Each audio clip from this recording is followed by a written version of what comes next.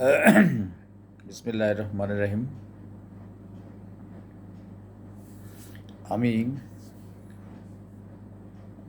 আজকে বর্তমান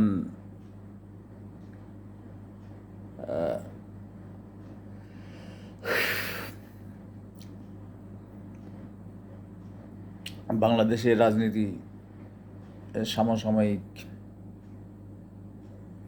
বিষয়ে কিছু বলবো।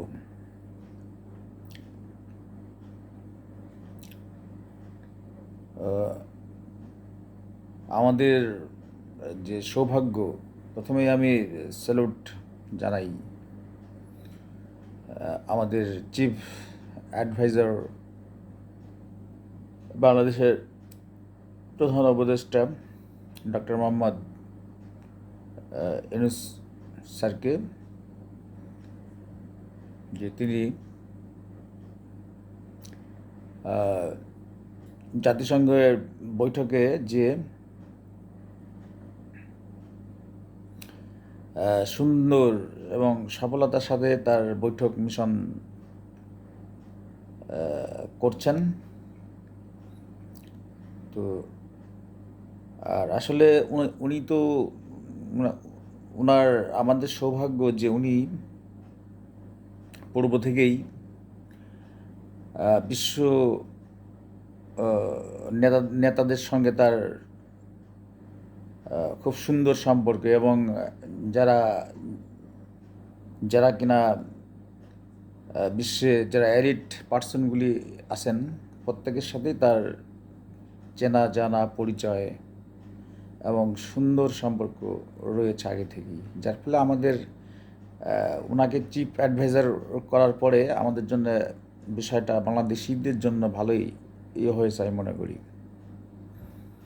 এই জন্যে তাকে স্যালুট জানাই এবং আল্লাহ পাকের কাছে কৃতজ্ঞতা জানাই। উনি বাংলাদেশের ইতিমধ্যে উনি বাংলাদেশের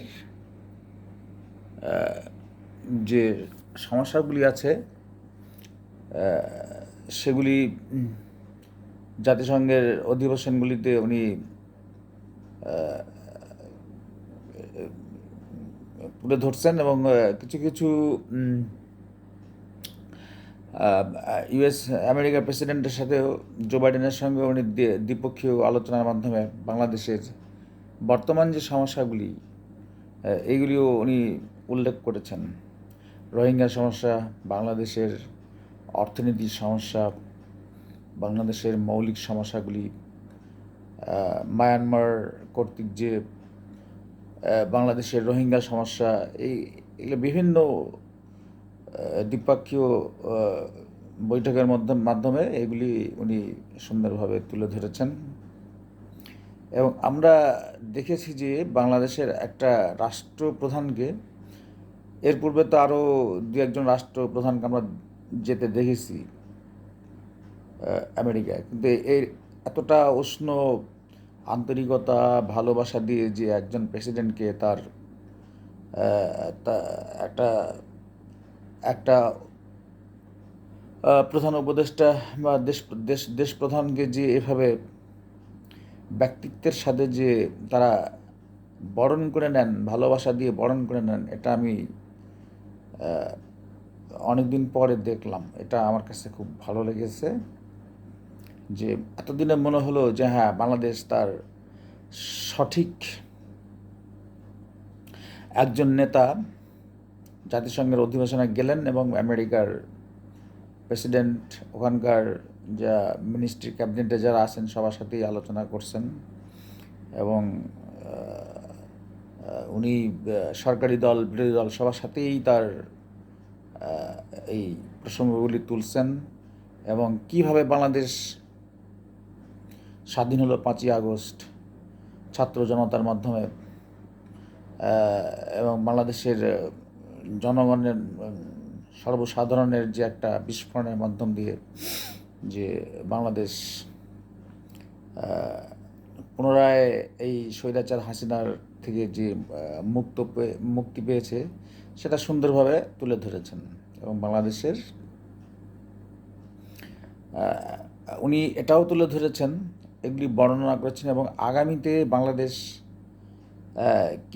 কীভাবে ঘুরে দাঁড়াবে সেগুলিও তিনি বর্ণনা করছেন। এবং বিশ্ব নেতা জো বাইডেন থেকে শুরু করে তাদের ক্যাবিনেট মন্ত্রী পরিষদ বা অন্যান্য যারা আছেন এবং জাতিসংঘ, তারা আশ্বাস দিয়েছেন, ওয়ার্ল্ড ব্যাংক প্রত্যেকেই আশ্বাস দিয়েছেন, IMF প্রত্যেকেই তারা অর্থনৈতিক সহযোগিতার থেকে শুরু করে বাংলাদেশ একটি গণতন্ত্র রাষ্ট্র যাতে পরিণত হয় তার যাবতীয় সহযোগিতার আশ্বাস দিয়েছেন।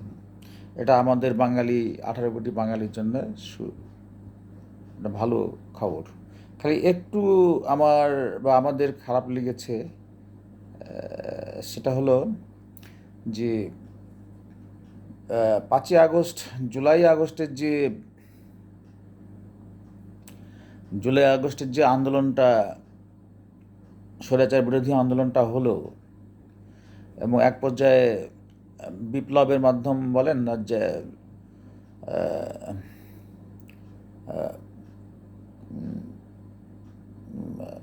বিপ্লবের মাধ্যমে যে বাংলাদেশ স্বাধীন হলো, এখানে শুধু বিপ্লবটা তো, দেশটা তো স্বাধীন শুধু ছাত্ররা করছে এমনটা নয়, ছাত্ররাও করছে। ছাত্রদের ভূমিকা, আমরা বলছি না যে ছাত্রদের ভূমিকা ছিল না। তারা জুলাই আগস্টে তারা শেষ পর্যায়ে যে ভূমিকা নিয়েছে এটা প্রশংসনীয়। কিন্তু এখানে সমন্বয়ককে, আমাদের চিফ অ্যাডভাইজার, সমন্বয়কদেরকে বেশি প্রায়োরিটি দেওয়া হয়েছে, এটা আমাদের কাছে মনে হয়েছে। আসলে তো একটা বিপ্লব তো একদিনে হয় না, একটা অভ্যুত্থান তো একদিনে হয় না বা এক মাসে হয় না, 1-2 মাসে তো এটা হয় না। এটা যুগ যুগ ধরে এটা হয়ে আসছিল। হতে হতে একটা গণবিস্ফোরণ ঘটে। হ্যাঁ, তার অগ্রভাগে যেমন ছাত্রদের একটা কোটা আন্দোলন ছিল, সেখান থেকে ধীরে ধীরে এটা একটা বিপ্লবের আকার ধারণ করে। কিন্তু সেটা শুধু ছাত্ররাই যে তাদের নেতৃত্ব দিয়েছে এটা নয়, ছাত্ররা সাহসিকতার সাথে ছিল। একটা পর্যায়ে যে কোঠা আন্দোলনের পর তো আমরা দেখছিলাম যে আন্দোলন প্রায় থেমেই যায় এমন অবস্থা। কিন্তু সেই আন্দোলনটাকে থামানো ছাত্ররা ইচ্ছা করলেও পারতো না ওই মুহূর্তে। কারণ একটা জায়গায় যখন আগুন ধরে, একদিনের না, বহুদিনের কাঙ্ক্ষিত জমানো ক্ষোভ, সেখানে আগুন যদি লাগে দেড় শতক, আপনার হচ্ছে 1 যুগ, 1.5 যুগ, 2 যুগের একটা মানে যে মানুষের ভিতরের যে ক্ষোভের বহিঃপ্রকাশটা ধীরে ধীরে সে আগুনের ন্যায় দাবানলে পরিণত হয়ে এটা একটা মহাবিস্ফোরণের মতো একটা ফুটে ওঠে, যার ফলে এই আন্দোলনটা চতুর্মুখী ছড়িয়ে পড়ে। সেই আন্দোলনে কে না ছিল? ছাত্ররা যেমন ছিল, ছাত্রদের সাথে ছাত্রদের বাবা মা ছিল, শ্রমিক জনতা, রিক্সাওয়ালা থেকে শুরু করে আপামর জনগণ, আপামর বাংলাদেশের, আমি বলি যে এক আওয়ামী লীগের যারা এই যে পুলিশ বাহিনী বা যারা আওয়ামী লীগের যারা আমলা যারা ছিল আওয়ামী লীগের পক্ষের, এরা ছাড়া প্রত্যেকেই আন্দোলনের সমর্থন করেছে এবং ছিল। কেউ সরাসরি হয়তো আন্দোলনে মাঠে গিয়েছে, মারা গিয়েছে, খাম হয়েছে, কেউ আহত হয়েছে, আবার কেউ বাসা থেকেও আন্দোলনের সহযোগিতা করছে, লেখনের মাধ্যমে, মনস্তাত্ত্বিকভাবে সমর্থন দিয়ে, বিভিন্নভাবে এই আন্দোলনকে সমর্থন করে এবং এটা দাবানলে পরিণত হয়, যে কারণ মহাস্বৈরাচার হাসিনা সরকারের সময় যেভাবে বাংলাদেশের 18 কোটি মানুষ, শুধু তাদের আমলা, শুধু তাদের ব্যবসায়িক, শুধু তাদের পুলিশ বাহিনী এই ছাড়া এবং তাদের মন্ত্রী এমপি ছাড়া বাকি সবাই বঞ্চিত ছিল, কেউ কিছু বলতে পারছিল না। এই এই এই এই যে ক্ষোভটা, দীর্ঘদিনের ক্ষোভ, এটা এটারই বহিঃপ্রকাশ ঘটেছিল 5ই আগস্ট, জুলাই আগস্টে যে। তবে হ্যাঁ, ছাত্ররা ওরা ওদের কোঠা আন্দোলনটা কে থেকে শুরু করে ধীরে ধীরে ধীরে ধীরে এটা একটা পর্যায়ে যে তাও তো স্বৈরাচার হাসিনা ওদেরকে ম্যানেজ করে ফেলছিল প্রায়, কিন্তু ওটা হতো না, কারণ আগুন যদি একবার বারুদে ধরে যায় সেটা জ্বলতেই থাকে, ওটা নেভানো সহজ হয় না। আর এটা হয় সেটা যদি সামান্য কিছু একটা বিষয় হয়, এটা এটা বিশাল একটা ব্যাপার ছিল। ওই যে বললাম 17-18 বছরের থেকে জ্বালাইতেছে, মানুষ খেয়ে না খেয়ে, একটা মানুষ কিছু বলতে পারতো না, না খেয়ে না খেয়ে অসম্মানের একটা পর্যায়ে চলে গেছিল, মানুষ মৃত্যুবরণ করতেছিল, জেল খাটতেছিল, সব কিছু মিলে কি বলো, সব কিছু মিলেই এটার বই প্রকাশ ঘটেছিল। তো তার যে সমন্বয়ক যারা দুই একজনে যে বলছেন সমন্বয়ক, তারা এই আন্দোলন সৃষ্টি করেছেন বা আন্দোলন হচ্ছে নেতৃত্ব দিয়েছেন, এগুলি বলা ভুল। একটা যুদ্ধ ময়দানে কিসের নেতৃত্ব থাকে না। এখন যখন মহাযুদ্ধ বেঁধে যায়, একটা মহাযুদ্ধ যখন বেঁধে যায়, তখন আর কোনো নেতৃত্ব থাকে না। তখন তাদের একটাই টার্গেট থাকে প্রত্যেকেরই, সে সৈনিক হোক, সোলজার হোক, আর ওই মেজর হোক, আর ওই কর্নেল হোক, আর যেই হোক, প্রত্যেকেরই একটা টার্গেট থাকে। এবং সাধারণ জনগণ হোক, আর একটা ভিক্ষুক হোক, আর সাধারণ একটা পাবলিক হোক, প্রত্যেকেরই টার্গেট থাকে দেশটাকে কিভাবে স্বাধীন করবে, জয়যুক্ত করবে, সেই যুদ্ধে কী করে জয় করা যায়। তো আমি মনে করি যে এখানে প্রত্যেকেরই অবদান ছিল, প্রত্যেকেই এই লড়াইয়ে অংশগ্রহণ করছে, যে যেভাবে পারছে এই আন্দোলন করছে। এবং আন্দোলনের সবাই, আমি যদি সমন্বয়ক ধরা হয় তাহলে ওই আন্দোলনের প্রত্যেকেই সমন্বয়ক ছিল, আর যদি সমন্বয়ক না ধরা হয় তাহলে কেউই ছিল না। এটা যার যার জায়গার থেকে শেষে আন্দোলন করে গেছে। কিন্তু ওই যে দুই একজনের নাম, আমাদের চিফ অ্যাডভাইজার, উনি দু একজনের নাম আমেরিকায় যে ওনাদের নেতৃবৃন্দের সাথে দু একজন ছাত্রদেরকে পরিচয় করে দিচ্ছেন যে এরাই আন্দোলনের সমন্বয়ক ছিল। এটা এটা আমার কাছে একটু খারাপ লেগেছে।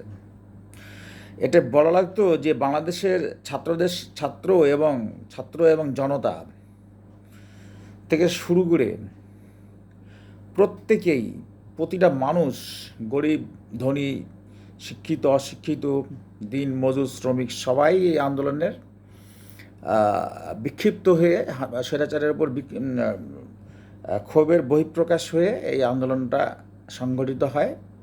ছাত্ররা তাদের সাথে ছিল, এখানে কোনো সমন্বয়ক বলে কেউ ছিল না, যার ফলে স্বৈরাচার পতন হয়। এটা বললে আর একটু ভালো হতো আর কি। এটা চিফ অ্যাডভাইজার এখানে জানি না উনি নিজে থেকে উনি বললেন না কীভাবে বললেন আমি জানি না, তবে ওইভাবে বলাটা ভালো। কারণ উনি একজন, ওনাকে আমরা 18 কোটি মানুষ রেসপেক্ট করি, ওনাকে আমরা প্রত্যেকেই রেসপেক্ট করি। তার সাথে বহির দেশগুলির সাথে সুন্দর সম্পর্ক, এবং প্রত্যেকেই তাকে সম্মান করেন, এবং আমাদের দেশের মানুষও তাকে সম্মান করেন, আমরাও করি।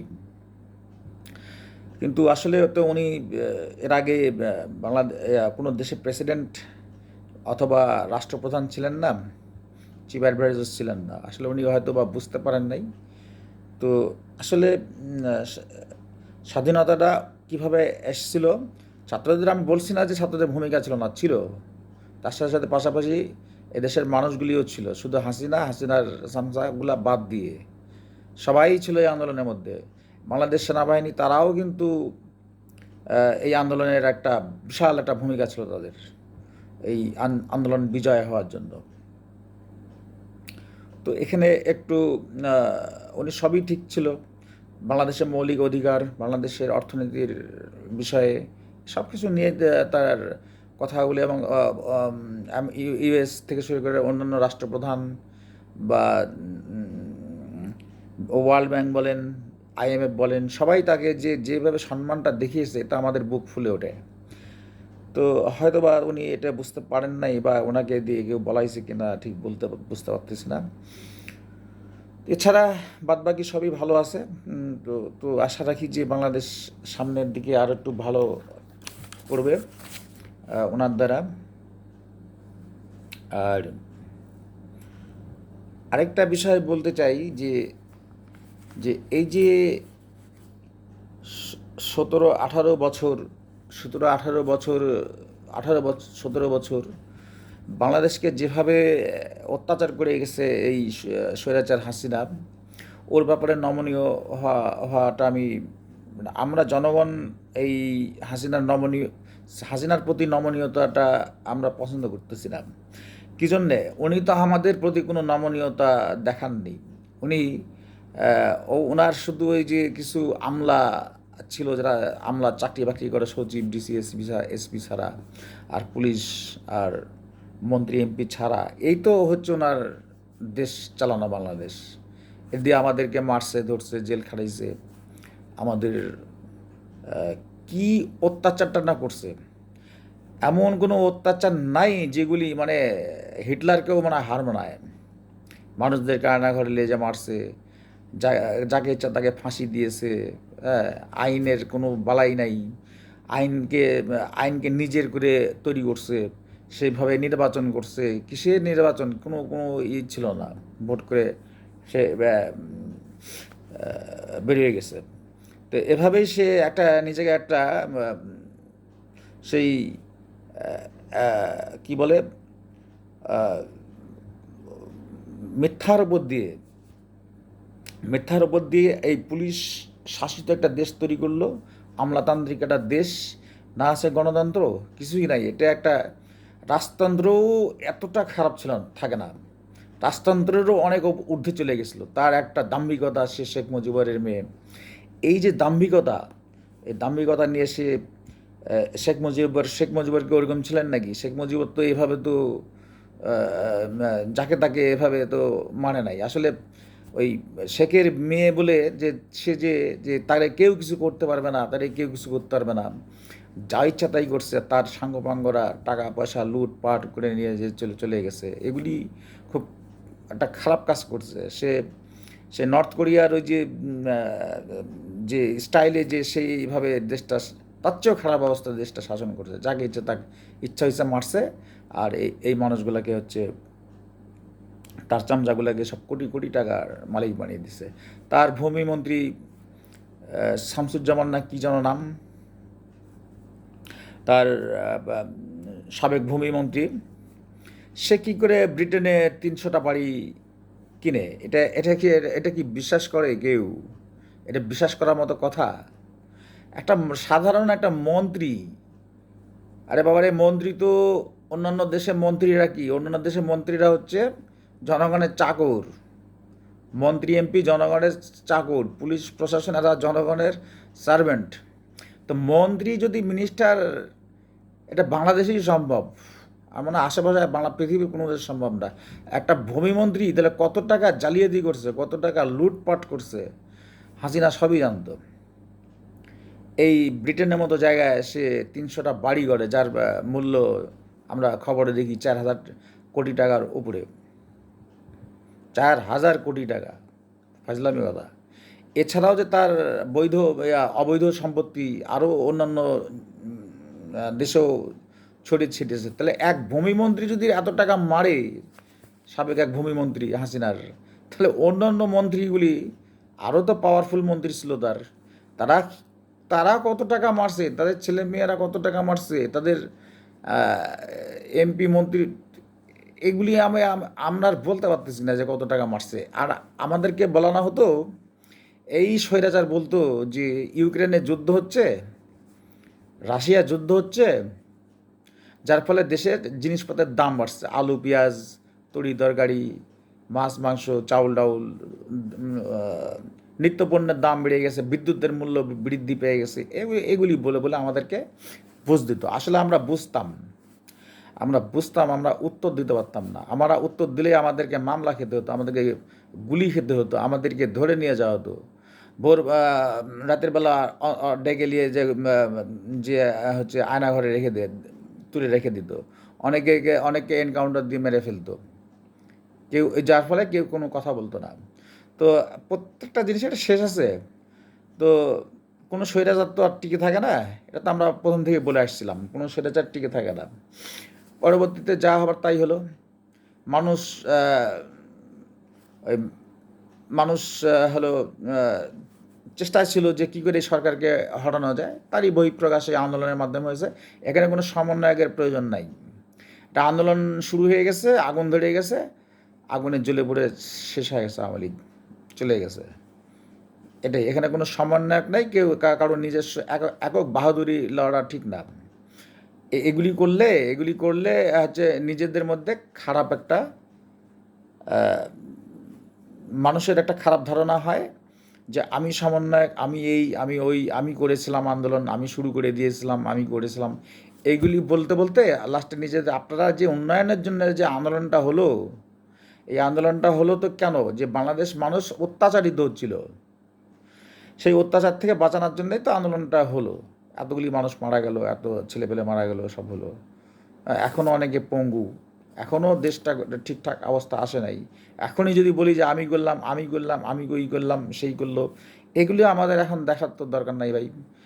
আমরা আগে দেশটারে গড়ি, একটা ভোট হোক, সুন্দর একটা গণতান্ত্রিক দেশ আসুক, দেশটা সুন্দরভাবে প্রতিটা মানুষ তার সুফলটা পাক, তার মৌলিক অধিকারগুলি পাক, এটাই আমরা চাই। আমরা এটা চাই। তো উপদেষ্টা চিফ অ্যাডভাইজারকে আমি সালাম জানাই যে উনি এমনিতেই পপুলার মানুষ, পরিচিত মানুষ, সবাই তাকে সম্মান করেন। এবং আমেরিকা ইউএসএ যাওয়ার পরে তাকে সবাই সম্মান, জো বাইডেন থেকে শুরু করে সবাই, মিনিস্টার থেকে শুরু করে এমপি বা ওখানকার উপদেষ্টারা যারা আছেন, জাতিসংঘের যারা নেতৃবৃন্দ আছেন, সবাই তাকে সম্মান দেখিয়েছে। এবং দেশ বিদেশের যারা রাষ্ট্রপ্রধানরা গেছেন, তারাও তাকে প্রচণ্ড সম্মান দেখিয়েছেন। এর জন্য আমরা গর্বিত, আমরা বাঙালি হিসেবে, আর বাঙালি হিসাবে আমরা গর্বিত যে আমাদের একজন বাঙালি চিফ অ্যাডভাইজার সম্মানিত হয়েছেন। মানে পুরা 18 কোটি মানুষই সম্মানিত হয়েছে। শুধু ওই একটা জায়গায় খারাপ লাগছে যে যে বাংলাদেশের যে আন্দোলনটা, গণ অভ্যুত্থানটা শুধু দু একজন সমন্বয়কের দ্বারা হয়েছে, এটা না বলে যদি বলতেন যে প্রতিটি বাঙালি, শুধু এক হাসিনার চামচা আমলা ছাড়া এই প্রত্যেকেই আন্দোলনটা করছে, এবং যার ফলশ্রুতিতে বাংলাদেশ স্বাধীন হয়েছে, এটা বললে আর একটু ভালো হতো। এছাড়া বাদ বাকি সব ঠিক আছে। আর আরেকটা বিষয় বলতে চাচ্ছি যে যে বাংলাদেশের এখনও যে সমস্যাগুলি, উনি উনি তো বিদেশে আছেন, তো আমি তারপরে বলে রাখি যে উপদেষ্টা এবং সরকারকে বলে রাখি যে বিদ্যুৎ বিদ্যুৎ প্রায় কিন্তু চলে যাচ্ছে। বিদ্যুৎ বিদ্যুৎ বিদ্যুৎ খুব লোডশেডিং নিতেছে, এটা সমস্যা তৈরি করতেছে। আমি জানি না এটা বিদ্যুতের শর্টেজ আছে না ওরা ইচ্ছা করে করছে, এই জিনিসগুলো একটু খতিয়ে দেখবেন। আর জিনিসপত্রের দামগুলি এখনও ঠিকঠাক হয়নি, তো এইগুলিও একটু খেয়াল রাখেন। তো একটা নির্বাচিত সরকার আসলে একটা একজন ভোটের মাধ্যমে সরকার না আসা পর্যন্ত আসলে এইগুলি ঠিক করাও একটা সমস্যা। তো ভোটের মাধ্যমে যে যে সরকারটা আসবে, তারা এগুলি যে দাম, প্রত্যেকটা মূল্য বৃদ্ধি পেয়েছিল, এবং এই যে এখনও যে গোটা দেশের যে এখনও যে সমস্যাগুলি আসতেছে, এবং আওয়ামী লীগের ভূতগুলি এখনও রয়ে গেছে, এগুলি হয়তো বা তারা ঠিক করতে পারবে। আর আরেকটা কথা বলি যে নির্বাচনের জন্য যেটুকু হচ্ছে যে সংবিধানের যেটুকুন নষ্ট করছিল স্বৈরাচার সরকার হাসিনা, কাটাছেঁড়া করছিল, সেটুক আমি মনে করি যে যারা সংবিধান বিশেষজ্ঞ, তারা যাদের নিয়োগ দেওয়া হয়েছে, তারা ওই নির্বাচনটা সঠিক করার জন্য, একটা পারফেক্ট নির্বাচন কমিশন গঠন করার জন্য যা যা করা দরকার, পারফেক্ট, এর মধ্যে কোনো ভেজাল করলে আর হবে না। ওই দিনগুলি চলে গেছে।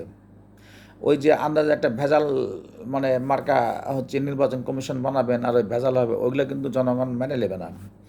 সে কারণে একদম 100% সঠিক মানুষ দিয়ে সঠিক একটা নির্বাচন কমিশন গঠন করুন, এবং সংশোধন যদি এখানে কিছু বদল করা লাগে সেখানে অতটুকুন বদল করে করুন। এবং আমি আমি এবং আমরা জনগণ মনে করি যে যে আমাদের সেনাপ্রধান বলেছেন, সেদিন আমরা খবরে দেখলাম যে 18 মাসের মধ্যে নির্বাচন দেওয়ার একটা আশ্বাস দিয়েছেন। তাই 18 মাস মানে 1.5 বছর, এটা একটু বেশি হয়ে যায়। এত এত দেরি করলে আবার সমস্যা আছে। সমস্যাটা কোথায়? এখানে একটা, এগুলি তো রাজনীতির বিষয়। এই আওয়ামী লীগ তো আমাদের ভালো চায় না, ভারতও ভালো চায় না। ওরা এটা একটা সমস্যা করতে পারে। তো আমি মনে করি যে ওরাও কিছু করতে পারবে না, তারপরে এত তো দেরি হওয়ার তো কথা নাই, বা দরকার প্রয়োজনও নাই। আমার তো মনে হয় যে এগুলি নির্বাচন 6 মাসের মধ্যে দেওয়া যায়। এ তো সরকারের তো আর অন্য তেমন কোনো কাজ নেই। শুধু নির্বাচনের যে পরিবেশ তৈরি করা, এই পরিবেশটা তৈরি হলে একটা নির্বাচন দিয়ে দেওয়া যায়। তো এটা একটু আপনারা চিন্তা করবেন আমাদের কথাগুলো, যে 6 মাস হোক, 8 মাস হোক, এর ভিতরে অল্প সময়ের ভিতরে এই নির্বাচনটা দিয়ে দেওয়াটাই ভালো। দিয়ে দিলে যে এই যে দ্রব্যমূল্যর যে সমস্যাগুলো, মৌলিক সমস্যাগুলো, মানুষের যে সমস্যাগুলো, এখানে ওখানে মামলা, এই যে ঝামেলাগুলো, তারপরে হচ্ছে আরও ব্যবসা বাণিজ্যের সমস্যাগুলো, এগুলি মনে হয় দ্রুত ঠিক একমাত্র রাজনৈতিক দলগুলি করতে পারবে। যারা রাজনৈতিক দলের থেকে যারা আসবেন, তারাই এগুলি করতে পারবে। মোট কথা, বাকি যে উন্নয়নগুলো এ সরকারের পরে, যে একটা নির্বাচনের পরে যে বাকি যে উন্নয়নগুলো, একটা দেশের যে বাকি উন্নয়নগুলো থেকে যায়, যেমন প্রতিটা মানুষের মৌলিক অধিকার, বাংলাদেশের রেমিটেন্স বাড়ানো, তারপরে বাংলাদেশের যে কৃষি ব্যবস্থার উন্নয়ন, বিদ্যুৎ প্রকল্প, বিদ্যুতের ঘাটতিগুলি, বিদ্যুতের পর্যাপ্ত বিদ্যুৎ উৎপাদন, তারপরে হচ্ছে জ্বালানি খাতটাকে উন্নয়ন, তারপরে যে এই যে অফিস আদালতগুলিতে যে যে উন্নয়নমূলক কাজগুলির থেকে শুরু করে প্রত্যেকটা বিষয়ে প্রতিটা মানুষের যে ন্যায্য অধিকার, এগুলি ঠিকঠাক ওই নির্বাচিত একটা সরকারই করতে পারে। আর এই জন্যই বলছি যে তাড়াতাড়ি নির্বাচনটা দিয়ে দেওয়া উচিত। এবং আমি আবারও পুনরায় স্যালুট জানাই আমাদের গর্বের chief adviser doctor Mohammad Yunus স্যারকে। উনি যে তার যে তার যে পরিচয়, তার যে সম্মান, তার বিদেশের মাটিতে যে সম্মান, আজকে আমেরিকায় যে সম্মানিত হয়েছেন, এবং উনি সম্মানিত হওয়া মানে আমাদের দেশের 18 কোটি মানুষই সম্মানিত হয়েছে। এই জন্য তাকে স্যালুট জানাই। এবং তাকে আমেরিকা তার মাধ্যম দিয়ে যে বাংলাদেশে একটা সত্যিকারের একটা ডেমোক্রেসি উপহার দেবে, এটাও আমরা আশা করি। এবং বাংলাদেশের যে যে অর্থনীতির যে সমস্যাগুলি ইতিমধ্যে হয়ে গেছে, যে লুটপাটগুলি হয়ে গেছে, এর কিছুটা হলেও উপকার আসবে। মনে করি যে IMF, world bank, Asia bank, বা যেগুলি মানে অর্থনৈতিক যে সংস্থাগুলো আছে, তারা আমাদের এটা হেল্প করলে, তো বাংলাদেশের যে ঘাটতিগুলি হয়েছে অর্থনীতির, এটা ঠিক আসলে বাংলাদেশের মানুষের জীবন মান অনেকটাই ভালোর দিকে আসবে আর কি। আর বলি যে শেষে এটুকুই বলি যে আমরা গর্বিত তার জন্যে, ডক্টর মোহাম্মদ ইউনূসের জন্যে, যে তার এই সফরে আমরা বাঙালি হিসেবে একজন এমন একটা প্রতিনিধি পাঠাইছি যে চিফ অ্যাডভাইজার, যার মাধ্যমে আমরা আজকে প্রত্যেকটা মানুষের বুক ফুলে উঠছে, তারা সবাই গর্বিত। বিশ্ব নেতার থেকে শুরু করে আমেরিকান নেতা জো বাইডেন থেকে শুরু করে জাতিসংঘের মহাসচিব থেকে শুরু সবাই তাকে যে সম্মান দেখিয়েছে, এই জন্য আমরা গর্বিত। তাকে আবার বারবার তাকে আমরা সালাম জানাই, এবং বাংলাদেশের উন্নয়ন সামনে অগ্রগতি হবে, এটাই আমি বলতে চাচ্ছিলাম।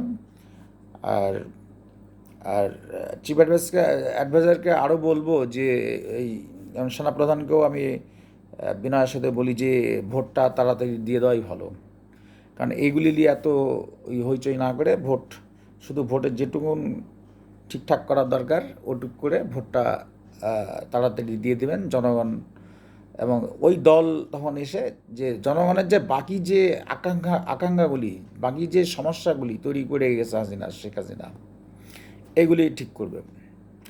আর আরেকটা শেষে বলি যে যে হাসিনা যে আমাদের ক্ষতিটা করেই গেছে, এই স্বৈরাচার আমাদের দেশের এমন একটা জায়গা নাই যেখানে ক্ষতি করে নাই। প্রত্যেকটা মানুষের জীবন মান, পরিবার থেকে শুরু করে প্রত্যেকটা জায়গায় ক্ষতি করে দিয়ে গেছে, ভেঙে চুরে দিয়ে গেছে, মানুষকে মেরে গেছে, মানুষকে হত্যা করে গেছে, মানুষকে খুন জখম করে গেছে, এনকাউন্টার দিয়ে গেছে, পুলিশ প্রশাসন র্যাব সব জায়গায় তার মানে ভাঙচুর একটা অবস্থা করে দিয়ে চলে গেছে।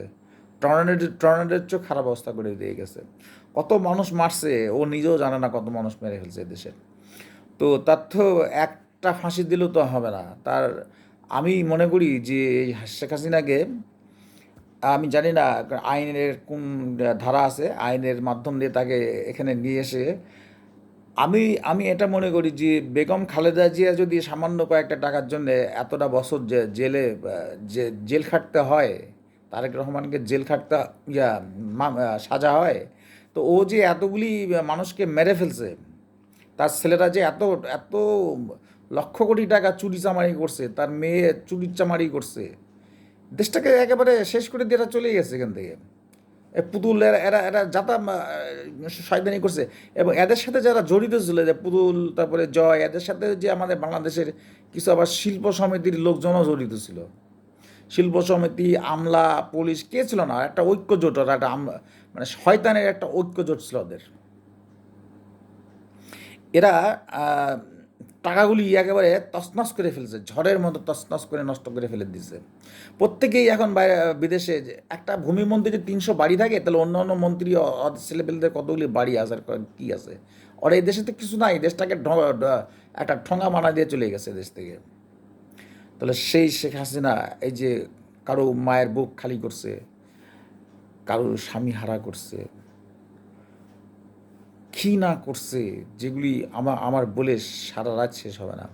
তো আমি এটাই বলতে চাই যে আমি সরকার প্রধানকে বলি, এই দেশের জনগণ, সচেতন জনগণ সবাইকে বলি, হাসিনাকে, এই স্বৈরাচার হাসিনার আমরা ফাঁসি চাই। এক কথায় শেষ, স্বৈরাচার হাসিনার যে অন্যায় করছে, একবার ফাঁসি দিলে তার শাস্তির শেষ হবে না।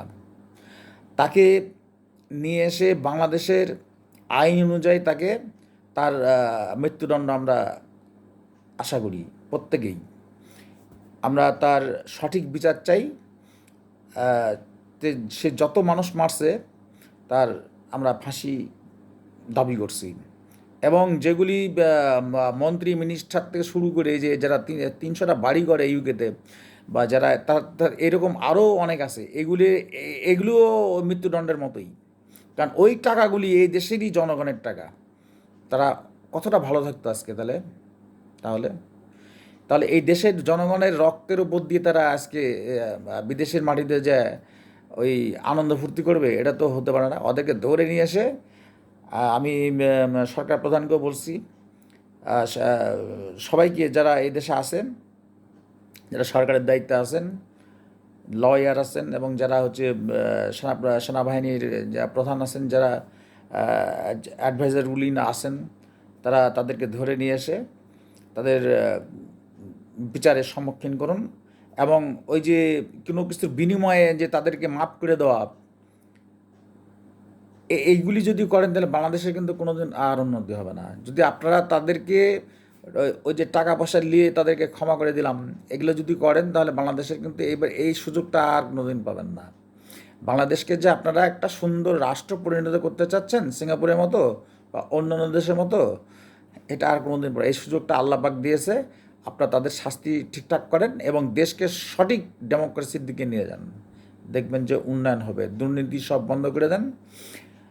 দুর্নীতি থেকে শুরু করে যেগুলি ফ্যাসিস্ট সরকার করে দিয়ে গেছিলো এগুলো সব বন্ধ করে দিয়ে দেন, দেখবেন যে সব ঠিক হয়েছে। আর যারা যারা ক্ষমতা আসবেন তারা সঠিকভাবে দেশ চালান, যেন প্রতিটা মানুষ তার সুফল পায়। আমি এই কথাগুলো বলছি। আমি চাই যে বাংলাদেশ আবার তার ডেমোক্রেসির দিকে, তার সত্যিকারের গণতন্ত্রের দিকে ফিরে যাবে। মায়ানমারের সমস্যাগুলি সমাধান হয়ে যাবে, মায়ানমারের যে রোহিঙ্গা সমস্যার সমাধান হয়ে যাবে, এবং ভারতের সাথে পারস্পরিক যে বন্ধুত্ব, সে বন্ধুত্ব তো আমরাই চিরদিন আমরা করে গেলাম। মানে আমরা ছোট দেশ তো আমরা বন্ধুই মনে করে দিই, ওরা তো বন্ধু মনে করে না, ওরা মনে করে এরা চাকর বাকর। তো ঘটনা হচ্ছে যে যে বাংলাদেশের সাথে কূটনৈতিক যে সম্পর্ক, সে ভারত না, চীন, ভারত, যে দেশেই হোক, আপনার সম্পর্ক ভালো রাখেন, কিন্তু সম্পর্কটা হতে হবে ন্যায্যতার ভিত্তিতে, ব্যক্তিত্বের সাথে। ভারতের সাথে আমাদের সম্পর্কটা হবে ব্যক্তিত্বের সাথে, বন্ধুত্ব। তারা আমাদের যতটুকুন সম্মান দেবে আমরাও ততটুকুই সম্মান দেবো, আমাদেরকে অবহেলা করবে আমরা অবহেলা করব। এটাই হচ্ছে ন্যায্যতা। ন্যায্যতার ভিত্তিতে ব্যবসা বাণিজ্য বন্ধুত্ব সব কিছু হতে পারে। আরেকটা জিনিস বলতে চাচ্ছি যে বাংলাদেশ একটা ট্যুরিজম হতে পারে, একটা উন্নয়নের খাত হিসেবে বাংলাদেশ ট্যুরিজম হতে পারে। বাংলাদেশের ট্যুরিজম খাত মেলাগুলি আছে, বাংলাদেশের ট্যুরিস্ট যে যে যে জায়গাগুলি সেগুলি নিরাপদ করতে হবে। এগুলি সরকার প্রধান যারা আছেন বা যারা এই দায়িত্বে আছেন তারা এই জায়গাগুলি নিরাপত্তা না হলে কিন্তু টুরিস্ট আসবে না। তো প্রথমত নিরাপত্তা, কেউ যেন তাদের ক্ষতি করতে না পারে, তারা নির্বিঘ্নে সেখানে বেড়াইতে পারে, ঘুরতে পারে। টুরিস্ট দ্বারাও প্রচুর টাকা মানে আর্ন হয়। তো ঘটনা হচ্ছে যে এই জিনিসগুলি করতে হবে। আর ট্যুরিজমগুলি যাতে সুন্দর হয়, দেখতে সুন্দর হয়, সেভাবে সুন্দরভাবে গড়ে তুলুন। এবং ট্যুরিস্টরা যেন ভাবতে পারে যে সিঙ্গাপুরের মতো, থাইল্যান্ডের মতো বা অন্যান্য যে আরও দেশগুলি এই ট্যুরিজম থেকেই প্রচুর টাকা, কোটি কোটি ডলার ইনকাম করেন। তো ওই ট্যুরিজম যারা সরকারকে বলবো তার ট্যুরিজমটার আগে নিরাপত্তা বিধান করেন এবং সৌন্দর্য বর্ধিত করেন। এটাও একটা খাত হতে পারে। আর যে সমস্যাগুলো দেখা দিচ্ছে ইদানিং, যে বিদ্যুৎ থেকে শুরু করে আরও কিছু কিছু খাবার দাবার, এইগুলি সরকারকে বলে এগুলির দিকে একটু নজর দেন। আর দ্রুত 18 মাস নয়, আমি সেনাপ্রধানকেও বলি এবং প্রধান উপদেষ্টাগুলো দ্রুত নির্বাচনটা দিয়ে দেন, দিয়ে দেওয়াটাই ভালো। দিয়ে দিলে ওই জনগণের যে সরকার, ভোটের মাধ্যমে যে সরকারটা আসবে, ভোটটাও দেবেন একদম ক্লিয়ার দিয়ে আসবে, তারা দেশ সুন্দর করবে। এই বলে আমি আমার বক্তব্য রাখছি। বাংলাদেশ জিন্দাবাদ।